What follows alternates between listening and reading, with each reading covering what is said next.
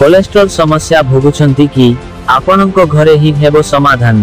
आजिकाली cholesterol समस्या दिन को दिन बढ़ी चली। यह द्वारा हृदघात, उच्च रक्तचाप सह किडनी रोग हेबार आशंका बढ़ी चली।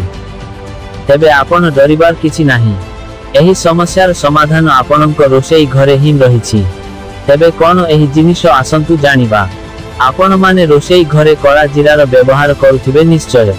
कड़ा जीरा जेमिति खाद्य को स्वादिष्ट बा सुगंधित करिथाए, सेमिति स्वास्थ्य प्रति मध्य उपकारी होइथाए। स्वास्थ्य विशेषज्ञों कहिबा अनुसारे कड़ा जीरा मंजीरे भरपूर fibre, vitamin, protein, fatty acid सह अनेक पोषक तत्व भरी रहिछि।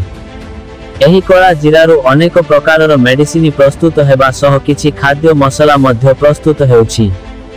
सेहीपरि कड़ा जीरारे एंटीऑक्सीडेंट थिबारु मध्य एहा कर्कट रोग सहित लड़िबारे साहाय्य करिथाए।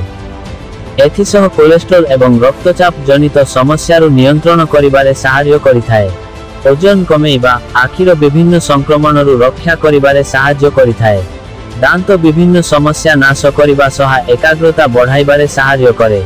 कड़ा जीरार तेल मध्य केश झड़िबा समस्या को रोकिथाए।